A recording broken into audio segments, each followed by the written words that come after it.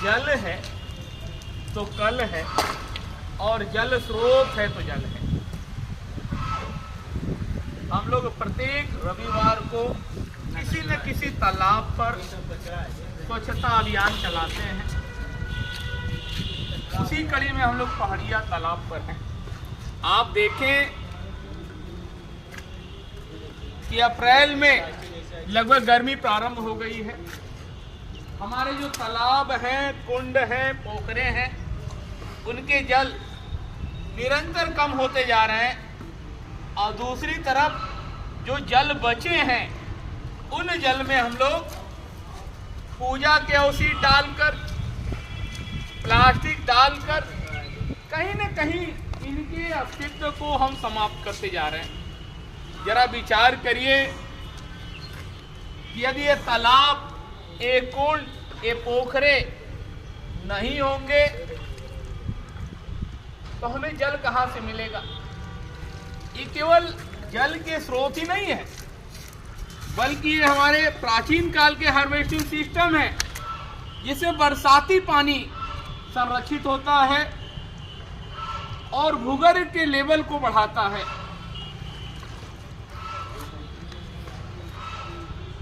और यही जानकर लोगों ने तालाबों का, कुंडों का, पोखरों का निर्माण कराया था। आप देखें कि जब बड़ी संख्या में नदियां अपनी अच्छी अवस्था में थी, तब भी लोग तालाबों का, कुंडों का निर्माण कराए। और एक एक गांव में जब आप सर्वे करें तो देखें कि कई तालाबें मिलते हैं। अगर बनारस का ही उदाहरण ले लें तो 200 से ज्यादा तालाबें थी, मगर आप देखें कि इन अवशिष्टों को पानी में डालने से क्या पुण्य प्राप्त होगा?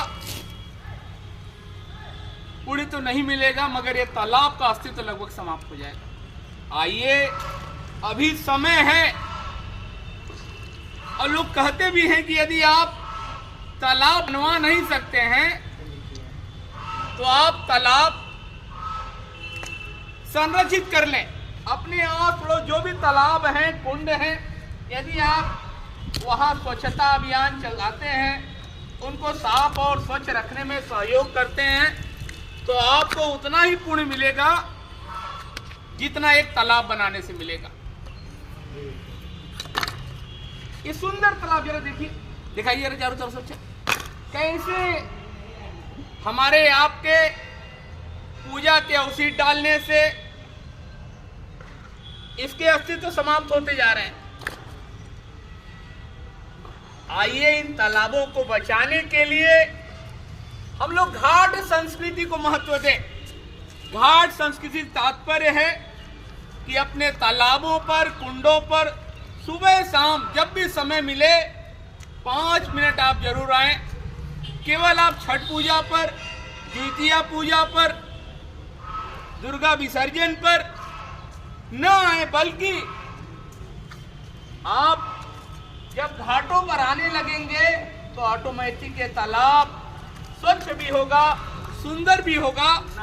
और जब तक ये जनमानस से जुड़ा रहा, आम जनमानस इन तालाबों के किनारे अपने बारातों को, अपने बच्चों को